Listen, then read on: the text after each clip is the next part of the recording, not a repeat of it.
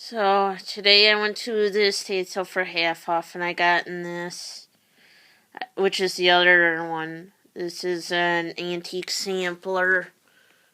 Right now I'm forced to film with my tablet, and if you don't think the quality is that great, because right now with my iPhone, it's not working right. It will not let me take photos. It will not let me even film. It wants almost all the apps gone off the phone, all the emails, all the photos off, in order for me to do anything on the phone. But, so I did have one of them hand fans that were Japanese silk ones that was half of 75 in my hand, and I was framed, but then when I seen that this was still there, and I knew I could only get one or the other, because right now things are tight, especially, with things that are going on. So, and with this week, I'm probably going to be sitting at home a lot, just because I've been dealing with some medical issues that have been coming up with. I've had a bad knee condition since I was 21 years old, and now that I'm 33, with having to stand more and work, I've been unfortunately dealing with a lot of muscle spasms in my right knee, and it's my toe that I busted in February, some pain there, so. But when I got this, I thought, well, I like it. Could be worth more than $25, because originally they did want $50. But, so, this one's not dated. That's why I didn't get it yesterday. So, usually when these are dated, they can command more money. Undated, you gotta really only say it's an antique sampler at that point. I could tell this is from the 1800s, though. The color is very dull. So, the other one is early 1800s. So, if it was a 1700s one from when I looked at sold comps on eBay, it would have went for like $500. So, the estate sale runner, I'm not going to say names, at this estate sale, yesterday I did admit I do resell a little bit, but right now why I'm only reselling a little bit is I don't always have the money to ship everything if it all sells at once accidentally, which I haven't had that happen with me yet, but oh, my tablet.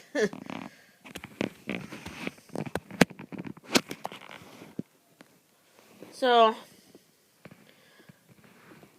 but she said, oh, if I remember, let me know what you get out of these. Well, I didn't want to tell her I'm probably not going to sell the stuff that's framed, because if I remember right from Dr. Lori Verduran's videos, that is really risky, because then I have to put tape on the glass and the frame, and then really bubble wrap this. I mean, to protect it, so that way the glass in the frame doesn't break, let alone yeah. So, I'm gradually listing some stuff on eBay. I'm hoping that I can get, because now that's the hopes is to to a point where I don't have to worry so much about the shipping cost, and hopefully, go majority as my own boss. With the way things have been going lately, I do know my antiques and going to antique dealing online. If I can maybe get lucky enough to pull 400 to 500 a week and drop to work in a normal job only 2 days a week.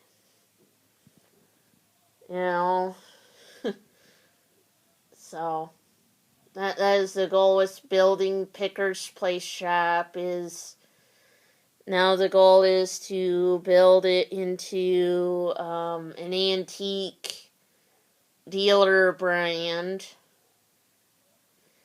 And yeah, right now some of the stuff, when you watch this, like I said, I don't always know the value automatically. Sometimes I have to really dig in, and that some of it, like those 2 samplers, if I could ever make more than enough on eBay, I should get like Dr. Lori to appraise them and say, what is the appraised value? And as she would say, what someone paid with a check, credit card, cash, or paid online. An actual transaction record. So there's some things I think would be in the realm where, yeah, it would need to be appraised before you even think of reselling it. Because you might have something worth quite a bit more than what you're thinking. And if you ever wanted to resell it, you should really then get the appraised value. Just like she said, on her channel a lot. So,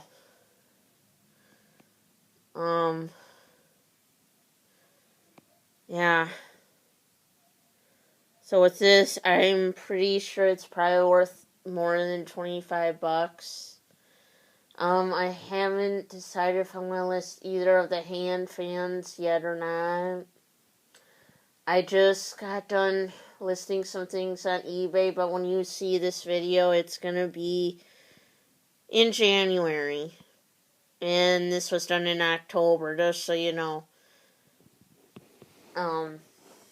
So there was like a sword there. I looked it over. It was a jousting sword, if you know those. The handle part of that sword, they had originally wanted like $50 for that sword. It was all intact. Today it was $25, just like this. And what I did not like about this sword was the blade part looked really rusty, like it had some condition issues. So, and it wasn't like a great one like the Masonic sword I gotten from a yard sale in Tilden this last summer. So, typically if I'm going to pounce on something that's classified as a weapon, I want it to be really good if I'm going to get it for cheap. So, right now I am really thinking over about all the purses I have gotten. So, some of them were legitimately fake. So I've been thinking eBay ain't gonna let me right now sell fakes. So I'm probably I might have to just take some of them back to Goodwill or see if I could on Etsy. But then Etsy, they'll charge you to list them actually, so that's another thing. I'm gonna see how this jewelry lot pans out. So, and the newest takes, Dana Buckman purse, how that pans out too. So, yeah. So, and it's like with that Japanese art painting picture that I gotten yesterday when I went back for it. I cannot find anything about that one. Yes, on the back they claim it is a foo dog, but I'm not entirely agreeable with what this is on the back, because like when you see that video, that was a day before this one.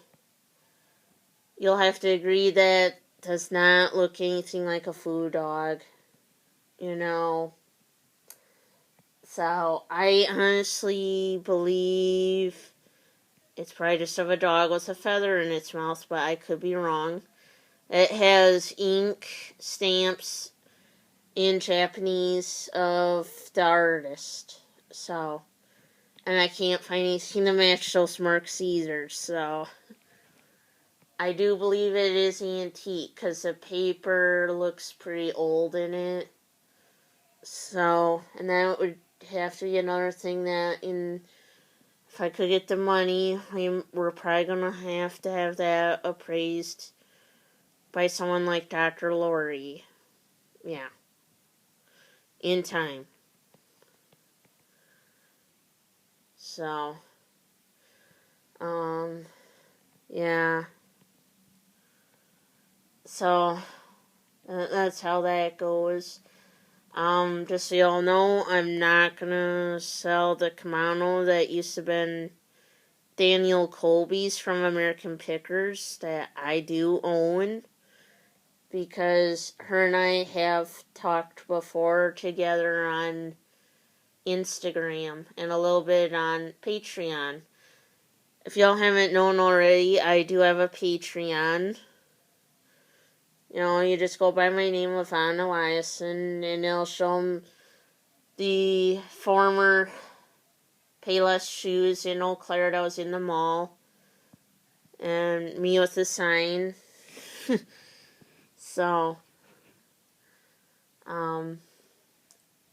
if you want to, you can be a Patreon on there for me for $1. That would just help for the gas. So, yeah. But, because right now I use Google Maps a lot and stuff to find these estate sales and that. But, yeah. So, yeah, when it comes to estate sales, I try picking over and deciding, well, am I really going to keep that item or am I going to resell it? And if it's going to be a tough resell. Right now I had repainted that chair that was from the 60s. Now if I know it ain't going to be sticky right now, the back felt sticky yet, which was strange. I could probably easily get about $50 out of that chair. Just that chair, being that I repainted it and clear coated it. But I'm pretty sure this has to be at least from the 1800s by the color this is. You know. So, if you haven't already, please subscribe to my YouTube channel for more content. And don't forget to like, comment, and share a channel, so it would help get my channel out there to people that don't know about my channel yet. And right now I got more people watching that are not subscribed, so why not just subscribe and continue watching my content? And as always, thank you for watching. Bye-bye now.